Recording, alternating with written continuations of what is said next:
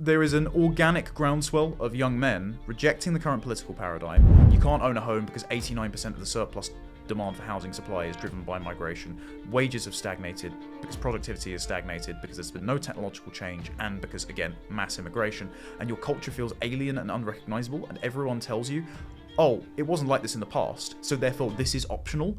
Yeah, you're going to be pretty annoyed. All of our public institutions are hooked to mass immigration, like a crackhead is on his happy powder. These people do not care about you, and they have ruined the country. So I can't in good conscience endorse voting for them, even if it's, quote, voting against Labour. If people want to vote Reform to punish the One Nation Conservatives, I encourage them to do it. Starmer is clearly a subversive socialist who is well bought into the intersectional agenda that's been put out by institutions like the World Economic Forum, because he said he prefers Davos to Westminster. The country is not just the landmass, it's the spirit held in the hearts of the people. And as long as Britons still exist, believing in Britain, it can be re-established. I genuinely have absolutely no idea what's going to happen in the next 5 years. All I want to be able to do is look my kids in the eye and say I tried.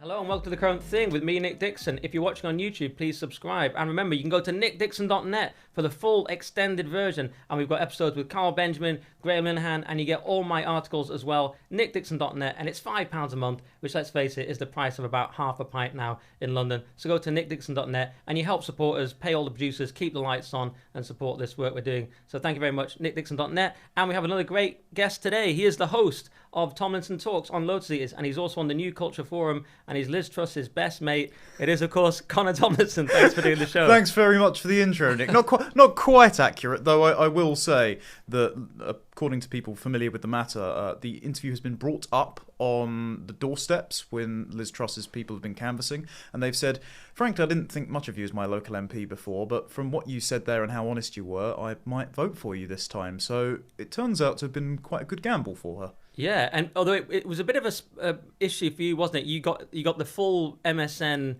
smear job, but weirdly you were sort of left out of it. So the hit piece was Jess Phillips was like, this evil person Carl Benjamin did a rape joke 8 years ago, and it was an off-color joke, and it wasn't great. And Carl's, probably knows that, but it was a long time ago. He's moved on. Well, Jess herself went on Victoria Derbyshire the next day and said, I wasn't bothered, I was in the garden playing with my kids. Right. And so now she's realised 8 years later she can make political hay out of it to attack an opponent. Right. It was so transparently just to attack Liz Truss, and may as well have it a pop at Carl while we're there. And you were sort of, it must have been a weird experience for you, because you were kind of, it was like you were the story, but you weren't the story, because the media take was Liz Truss went on evil Carl Benjamin's podcast and said terrible things. And it's like, no, it was Connor Thompson's podcast. And you kept having to surprise people going, it was me? Which is quite weird, because normally when you're being like cancelled, the last thing you want to do is go, actually, guys, it's me. Can you cancel me? Well, they basically failed a reading comprehension test, because the very tweet that Hope Not Hate, the lying communists over at Hope Not Hate, I must reiterate, were responding to, it had Tomlinson Talks in the thumbnail. So you could have just gone to lotuseaters.com and seen for yourself what this show was and who was involved. But of course, all the hacks that then got their press releases, including Jess Phillips and various people at Sky, ran with the narrative that either it was Carl Benjamin's platform. I've never had an editorial line from Carl. He's never told me what to say. I basically just have free reign over there, thanks to his generosity. Or that Carl himself did it, or as Kay Burley reiterated in a tweet after speaking to Jeremy Hunt and asking him about this, because of course there's nothing more important on the election campaign trail than asking the Chancellor and the Prime Minister, why did the former Prime Minister have a chat with a Conservative Party member? She said that she spoke to Carl herself, and that Carl somehow repeated the jokes on air, which she then had to issue an attraction for when I corrected her, because she realised that might have been legally actionable. Yeah, I mean, it was a rare attraction from the old mainstream media and from Kay Burley. And yeah, I just love that idea that it was Carl was just interviewing Liz Truss, just reeling off rape jokes. Like, what world? Saying all the MPs that he thought he wouldn't commit crimes against, which, by the way, I would like to say that nobody should commit crimes against Jess Phillips. I think that would be a very sensible position, so I don't understand why she's quite so upset about it. But I think the reason they went for Carl first is because he is one of the boogeymen in the minds of the British left, particularly because Gamergate was sort of the first skirmish in the broader culture war, and he has become a figurehead of that. And he is one of the people who has survived the very online domain of politics and taken it into a higher register of discourse, building Lotus Eaters, not being taken down by time or character smears, because as much as he had some provocative rhetoric back in the days before I knew him, having seen Carl pretty much every day for the last 2 years, he's a really upstanding guy. He's a really dedicated dad. He does care a lot about propriety. There's a reason there's a no swear rule on the Lotus Eaters and the like. And so they need to attack and smear him because he has made a respectable career for himself. But they also need to attack and smear him and not me because, frankly, I'm a much harder target. Because in the Hope Not Hate hit piece where they looked at...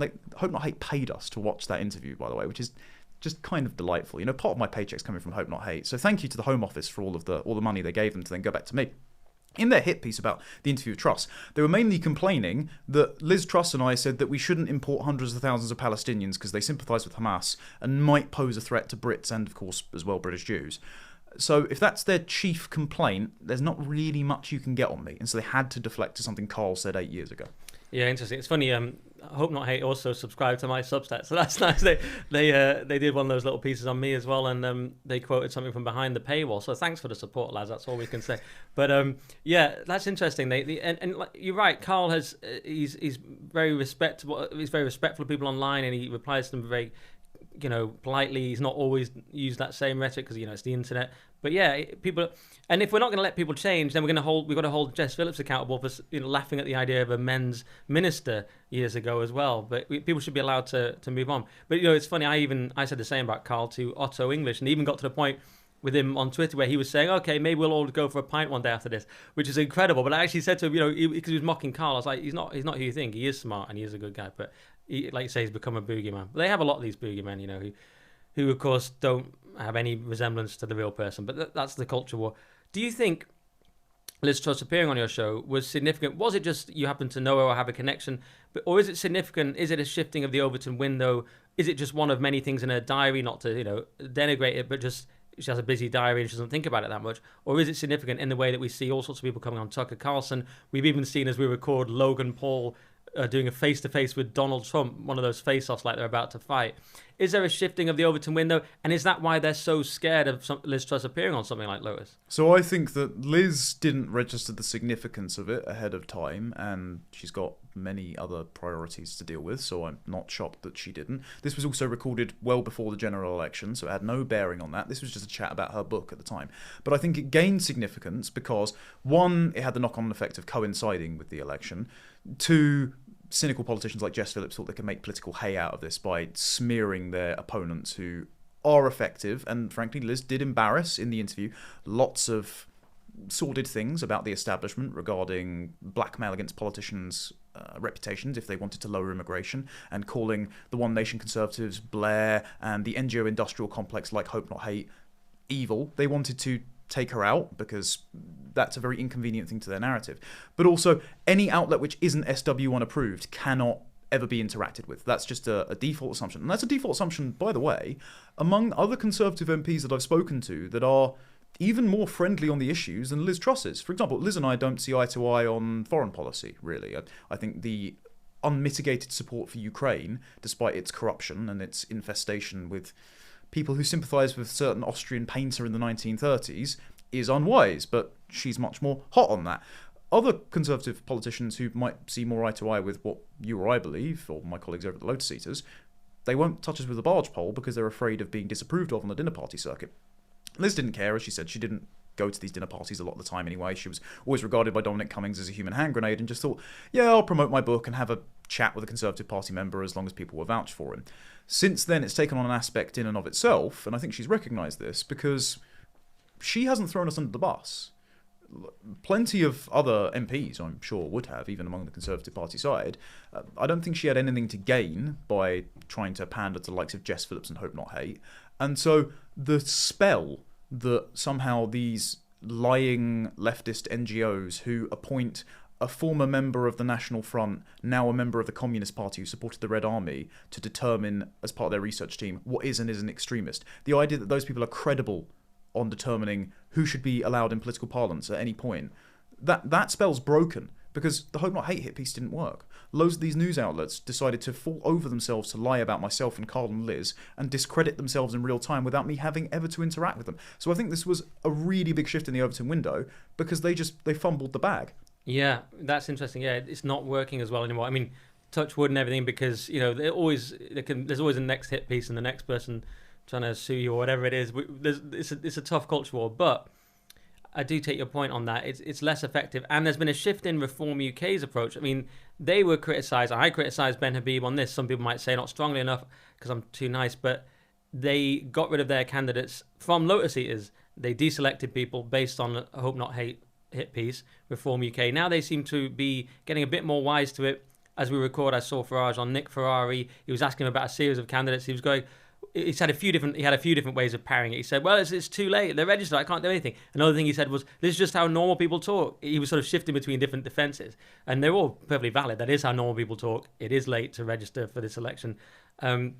But what do you think to that? Is there a wising up on the Reform side, on the sort of Conservative side, the right, whatever, about this kind of thing, Hope Not Hate? Are we going to see that more from Reform? And do you forgive them for what they did to the Lotus Eaters people? Okay, so those are two interesting questions. I will start off with cancel culture only works if your side cancel you.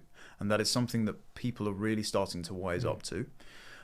So our enemies will always call us all sorts of smears and slurs. It's only if your side mistakenly takes them in good faith that it sticks and you lose your career.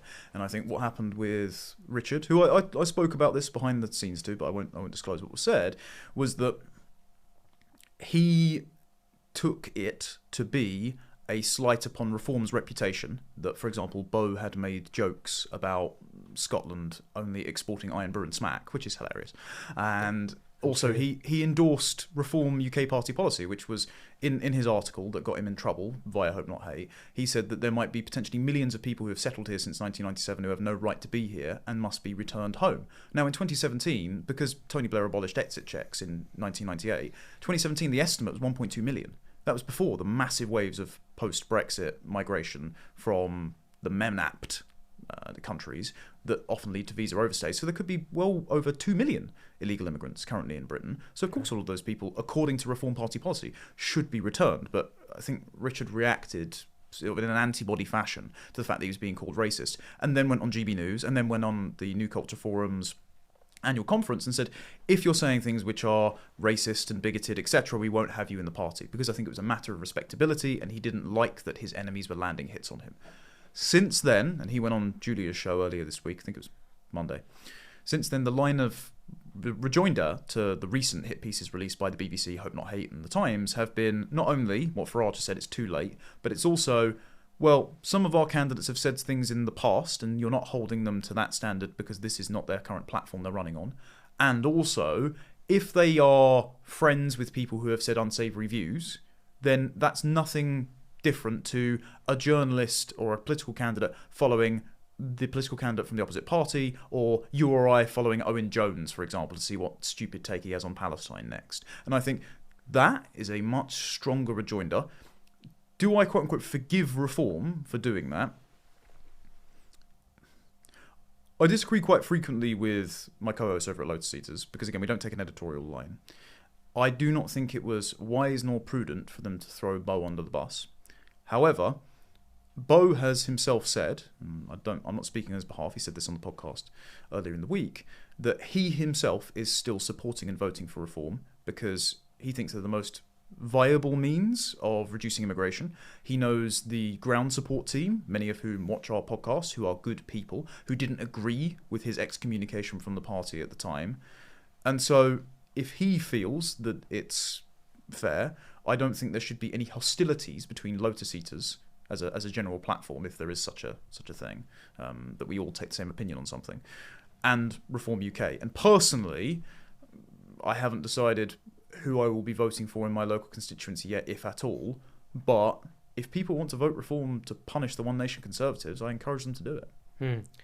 And do you buy into are you on the Farage sort of hype train? Do you think is that swung your vote, the fact that Farage is leader now? Farage won't do enough. And what I mean by this is Farage has a spotty record in terms of policy in the past, right? If we're being purists here, he supported the first lockdown.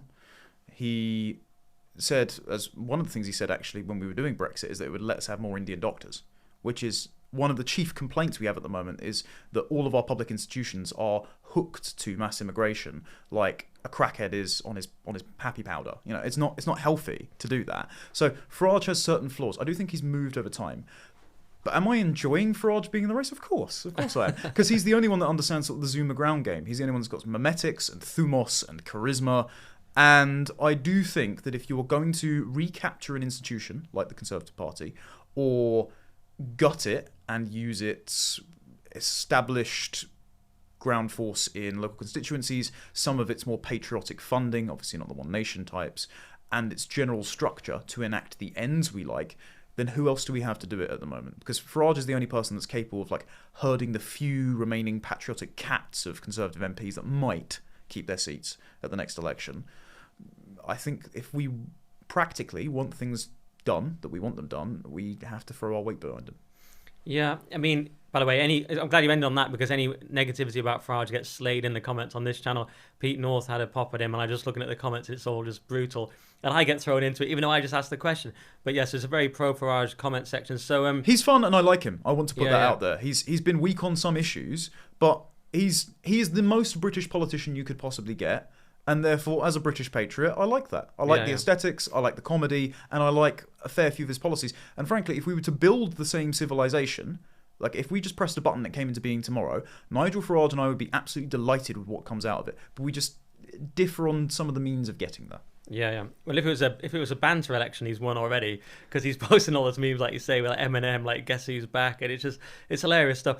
But what about the chance of Reform actually winning seats? So my broad understanding is that they will get a lot of votes, but the challenge is that they're spread evenly amongst the country, whereas the Lib Dems, even though they seem like not a serious party, will do quite well because they're very targeted, and there's strategic voting, of course, people who want to vote Labour voting Lib Dem, and Labour have a similar thing where they sort of hold the cities, so even if they're struggling in the Corbyn era, they hold the cities and things, whereas Reform are they have a broad appeal, but not targeting seats. So are they going to win any seats? Okay.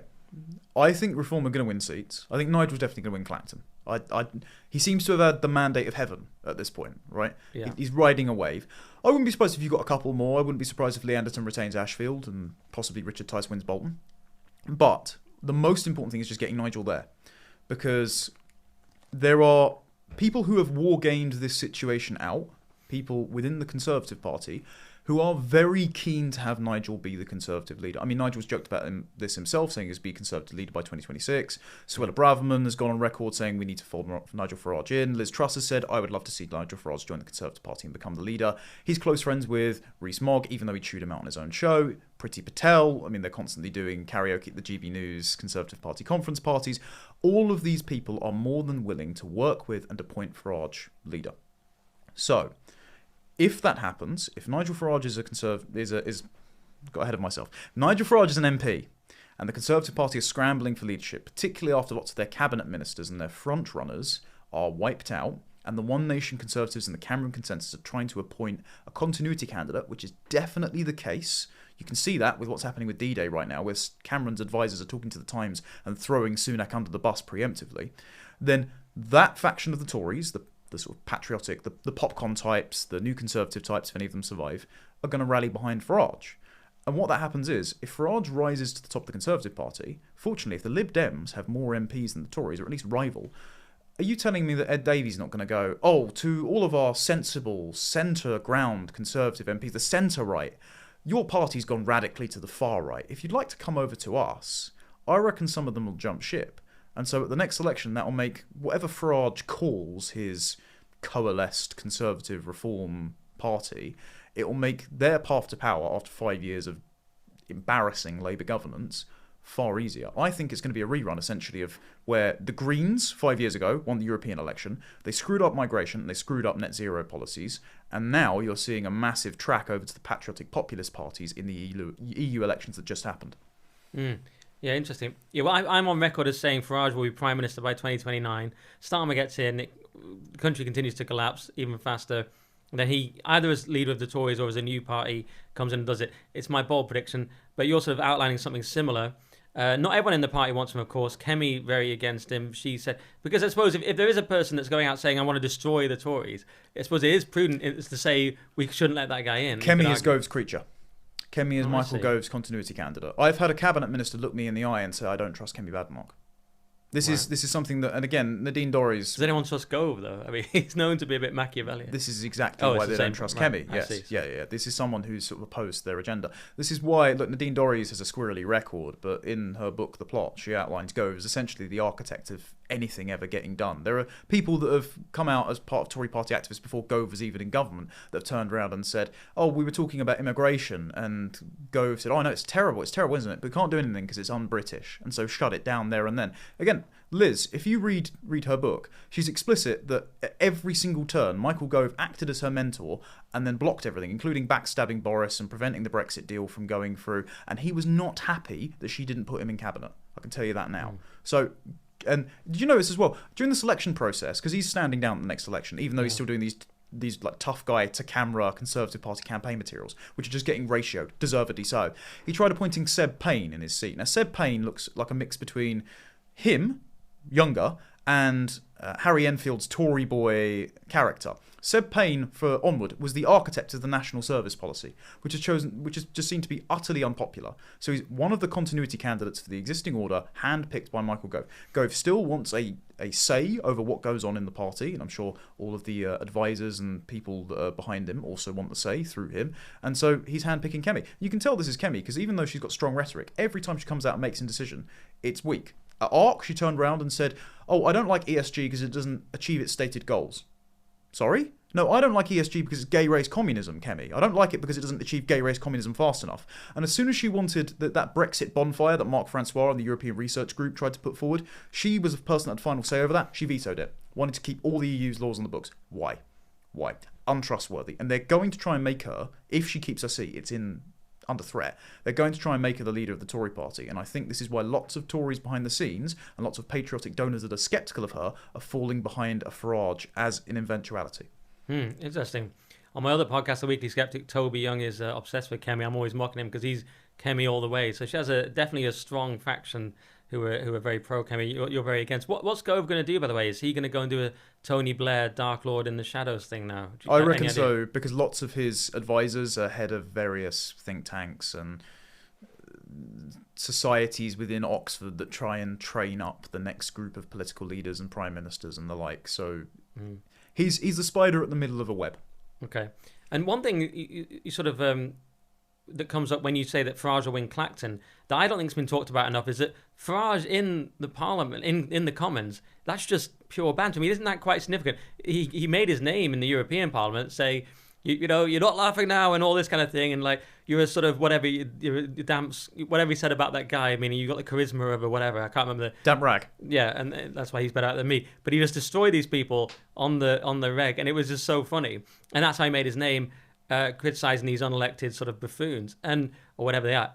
Won't he be able to do a kind of, because this is what they've said about Geert Wilders as well in Holland, that him just being there, even if he's not the leader, it makes an impact. Won't Farage make a massive impact just standing up and asking hilarious and annoying questions in the Commons? Well, they're also forced to constantly interview him on hostile media outlets as well. Because at the moment, of course, he was relegated to GB News, where he got the highest amount of viewers for that particular time slot, because lots of people organically in the country wanted to listen to Nigel Farage over, I don't know, Piers Morgan, for example.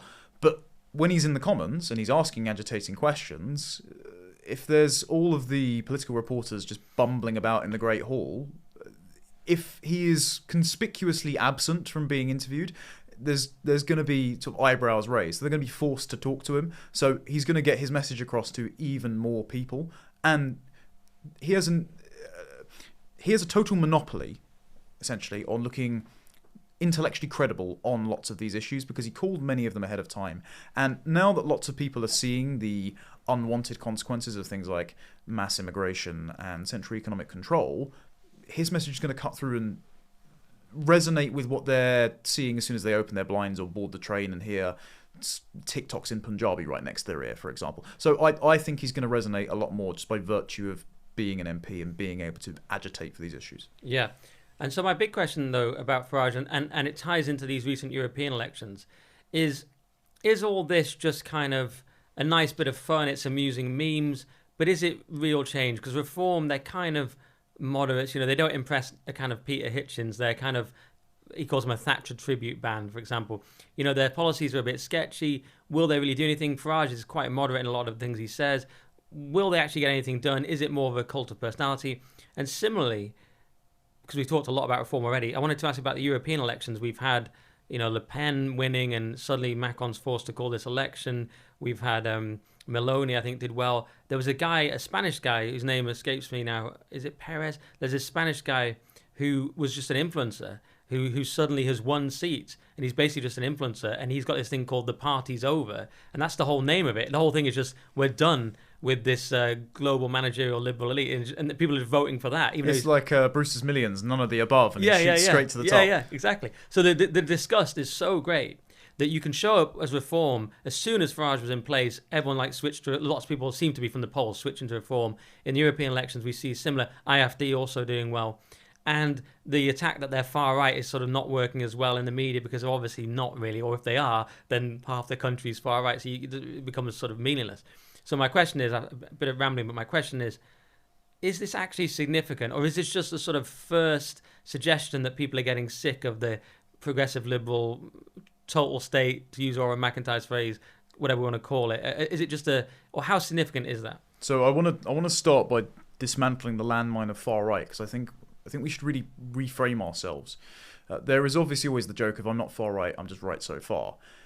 That is kind of true, actually. So far right spawns out of the Second World War consensus, because far right is obviously a placeholder word for Nazi.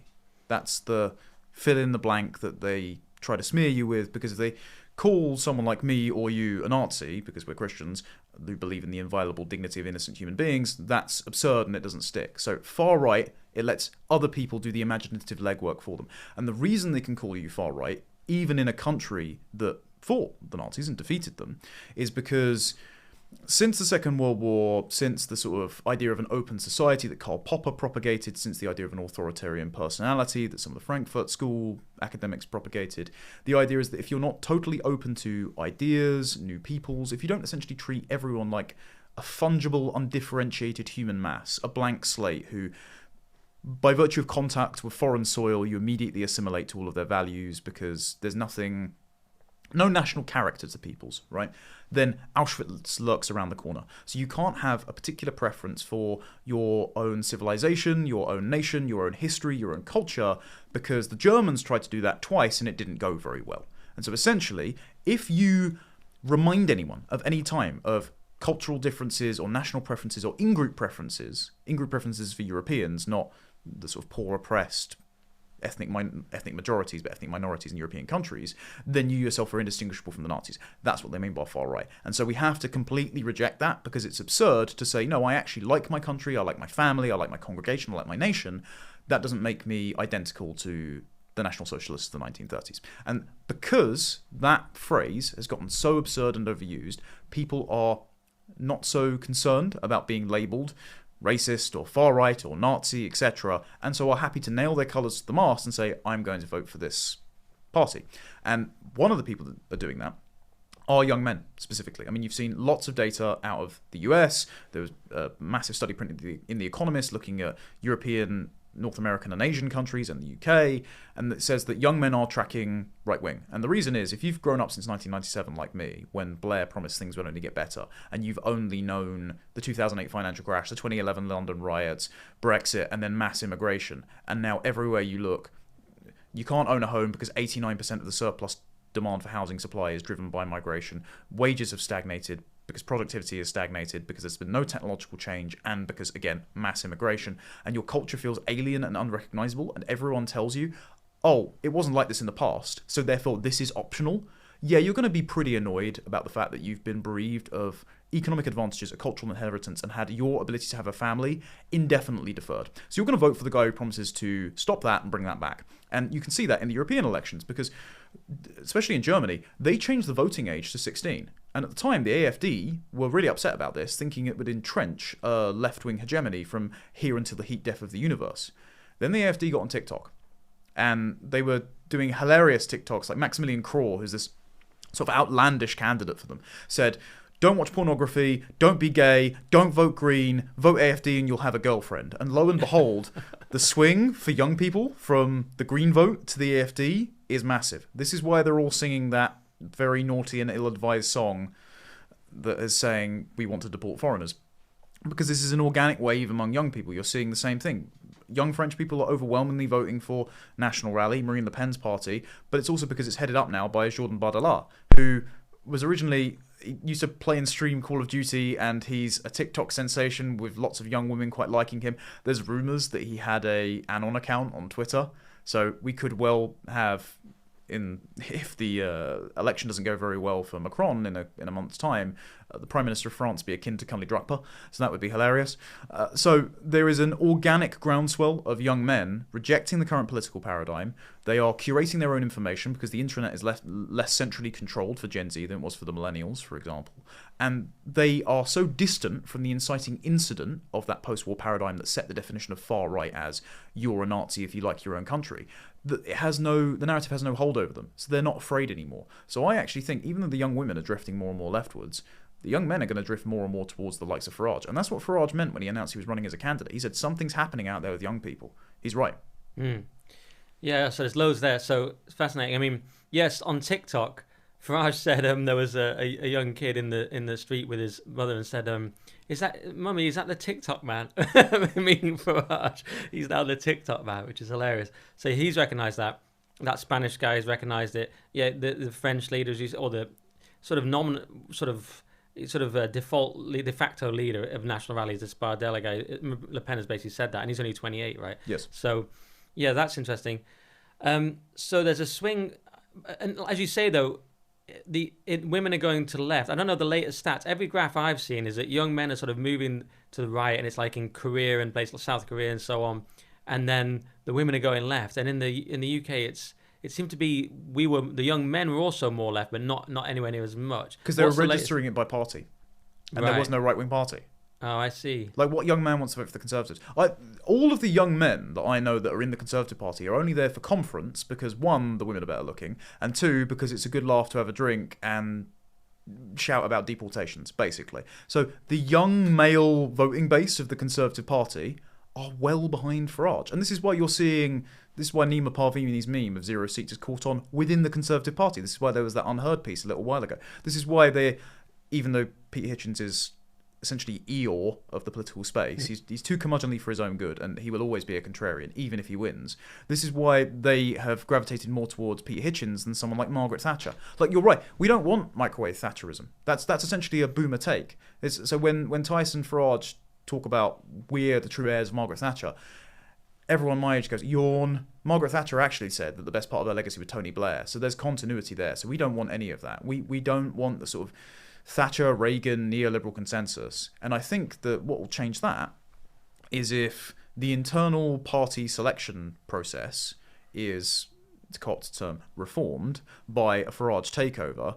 Someone like Liz Truss is probably also very well suited to want to shake that thing up, because the other drones of the Conservative Party didn't exactly do her any favours in helping depose her.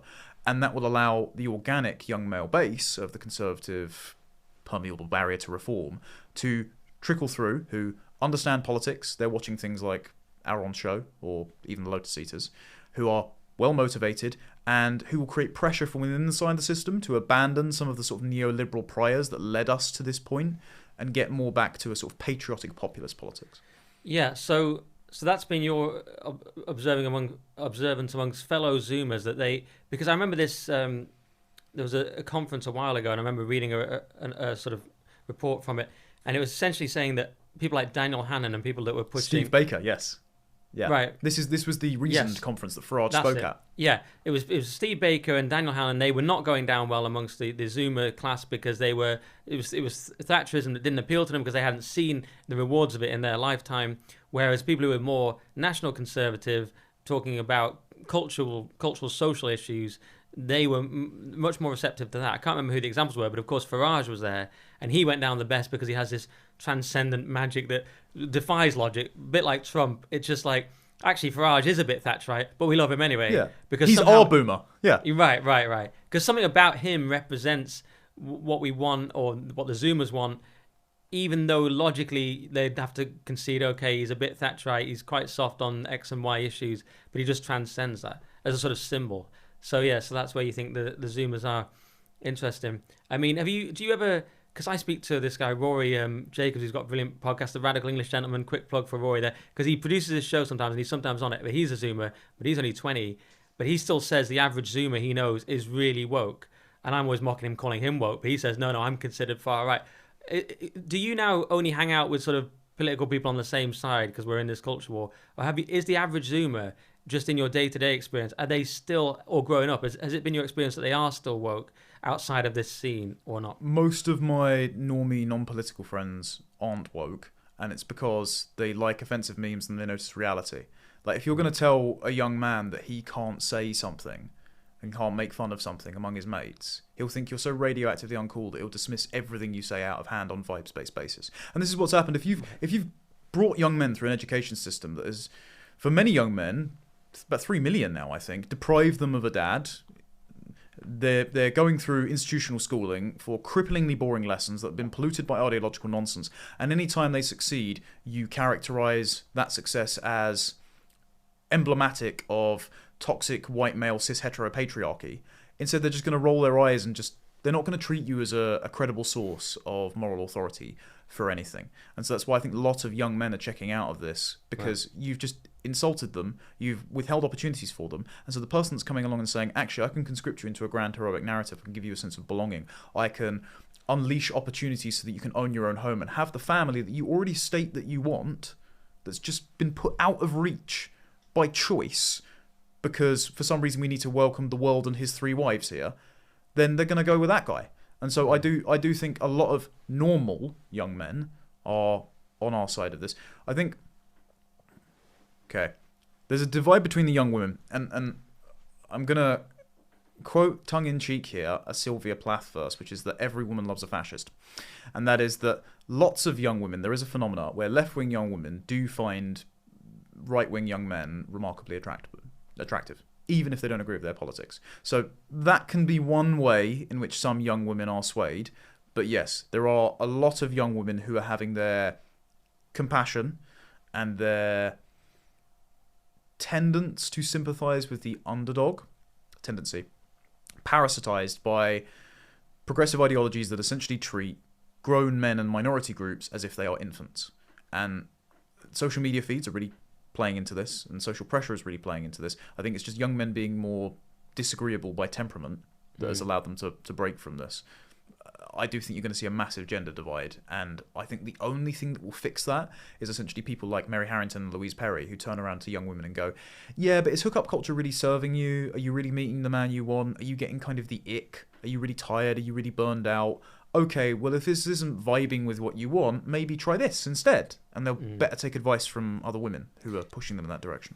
My guess, as just a layman misogynist, would be that my guess would be women will come across when it becomes socially acceptable, because women traditionally, I mean, Peterson always say the high in agreeableness and all that. They're more concerned about social convention and what's socially proper, whereas men famously are just sort of, they tend more towards your autistic truth-telling, I'll just go and live in the woods if necessary, kind of, we don't care as much about whether you agree with us and so on.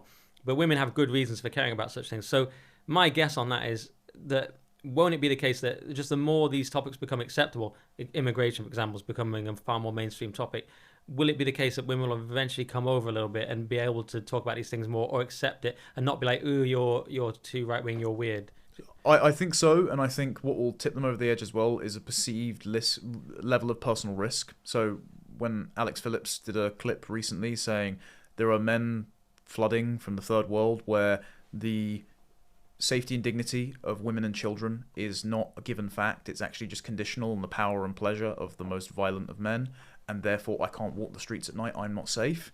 When that is a salient issue, I think more will speak out about it. I mean, I've got female friends, I know that violates the taboo, but they've often said, I don't feel comfortable getting on a bus anymore, because there are so many men that if they are being aggressive or untoward, I don't know if we share the same social convention that would prevent them from going as far as hitting, striking, or assaulting me.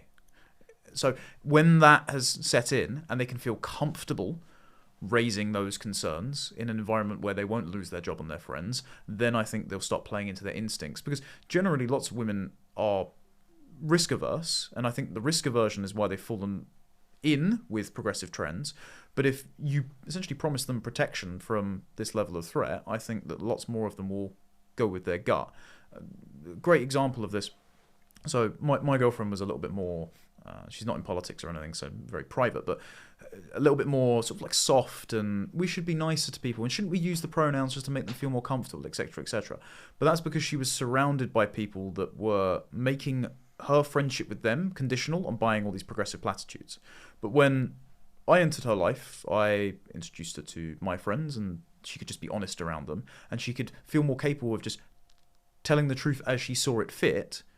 She found that to be more organic with her own experience, and so strayed from that group that made her feel compromised towards the group that made her feel more like herself and safer. And I think the more that becomes less costly, the more women will float over to that. Yeah, that's interesting. And I've also heard women just get quite tough on this topic of immigration and things in private. And I think, and these are just sort of normal women, I think women can become very fierce when it becomes an issue of safety, and and the trans issue is an obvious one. We see a very aggressive pushback to, hang on, you want to be in our changing rooms? No, it's a hard line. It's the mother bear reflex, yeah. And so Alex Phillips, she was criticised for that clip by some people, oh, you're racist. But actually, when it becomes a safety issue, it will become a hard line for some women, quite a lot of women. And it just reminded me quickly of this graph where there was a tweet that said the younger generations in Germany, France, and Sweden are becoming pro deportation. So it was the question in the graph was, there are many foreign nations whose cultures are so incompatible with our own way of life that I would prefer if their people were never allowed to immigrate here. And it's it was a pretty tough statement. And this found that in Sweden, as it said, I just said Germany and France, the percentage of young adults born 1997 to 2006 who agree was greater than those who disagree. And even the number agreeing was even very high. It was very high in Japan and South Korea, perhaps unsurprisingly. But it was very close. The graph was very close pretty much everywhere, even in the UK. But it was actually a majority in Germany, France, and Sweden of people just saying some immigration just is never going to work. Well, if you've grown up in the most diverse generation that's ever been created, then those differences are very manifest. I mean, for example, and my school, I'm not going to say it was a particularly dangerous place, even though we did have one kid who was killed because he got in a fight with a drug dealer. The young black kids that were around me had ethnic tensions on the line of whether they were Jamaican, what the Nigerians didn't like the Ghanaians, like all of these small cultural and ethnic conflicts were had at a microcosmal scale in a grammar school in southeast London. And me not being a part of this, I notice that those are cultural differences. And so if you then turn around and say to people, no, you can't notice cultural differences, that's been our experience growing up because you've made the generation really diverse. So then when we know there are cultural differences, and then when we see undesirable consequences that are a result of those cultural differences, yeah, we're going to start making policy about those cultural differences rather than just being so afraid of being called racist that we make the modus operandi of our entire country and our culture proving our anti-racist credentials, because that hasn't served anyone. I mean, there's a gentleman who created a phrase that I won't mention because it is called a conspiracy theory on your channel, but his name is Renaud Camus. And one of his other phrases was that there is a possibility of creating the second career of Adolf Hitler. And what he meant by that is that if after the war you insist that every person is fundamentally interchangeable and there are no cultural differences, then you're going to, because you're very liberal about immigration, import lots of people from other countries and other cultures that don't have the same fear of the Nazis, for example, and who have anti-Semitic beliefs in their religion, like Islam. And then lo and behold, when something happens thousands of miles away, we get protests for a terrorist group every weekend and Wednesday in the middle of Westminster. So the exact kind of people that wanted to avoid a second Auschwitz with very liberal, culture-blind immigration policy have imported the same kind of anti-Semitism as in the 1930s Germany. And so young people have gone, well, yeah, obviously, because I grew up around these differences and I've noticed them, so why don't we start taking them into account rather than just sabotaging our own countries? Yeah, it's an unfortunate irony. I'm just wondering whether we should go, probably have time to just go back to something you alluded to, which was 0 seats, because I do want to get your take on this. So, yeah, academic agent who's been on this podcast has been spreading his 0 seats meme, and Nigel Farage even used the phrase the other day, which is very funny. And this is the idea that we want to destroy the Tory party.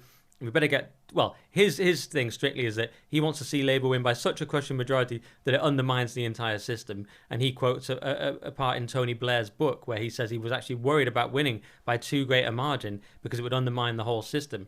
So AA is kind of thinking, well, if the Labour won by such a crushing majority, it renders the whole two-party system a joke and sort of destroys the whole thing. So it's a bit of a sort of accelerationist kind of thing. I mean, the critique against it from Paul Gottfried was that worse is worse, and he was quoting Murray Rothbard, I believe, and he was saying, be careful about these kind of things because you don't know actually what's coming next. So the Hitchens view, Peter Hitchens, is very much the opposite. It's, no, you don't realise how bad it's going to be on the Labour. You know, be careful what you wish for. Vote against Labour. Don't even vote with the Tories, but vote against Labour. And Eric Kaufman today was sharing something from the Labour manifesto saying this might be the most important part, and it was about the gender pay gap. There was this Race Equality Act. So what Starmer's doing, the danger is, of course, that he's like, oh, I'm just very sensible and I'm a toolmaker and all this. But actually, oh, my dad was a toolmaker. But actually, he's like, oh, working people and more money in your pocket. But isn't he going to do the Blair thing of putting in these very radical policies? And with that in mind, where do you stand on 0 seats? Right, okay. Starmer is clearly a subversive socialist who is well bought into the intersectional agenda that's been put out by institutions like the World Economic Forum because he said he prefers Davos to Westminster. All right, that is the end of the free episode. But if you want the full podcast, go to nickdixon.net for all the extra content, all my articles. That is my Substack, nickdixon.net. And we need your help to keep this whole thing going, keep the lights on, this amazing production, hiring people, etc. nickdixon.net to support us. It's £5 a month, which is about the cost of some sort of fancy latte in London, or it's a slight discount if you get the yearly option, or it's just £5 a month. So we'll see you on nickdixon.net, and thank you very much.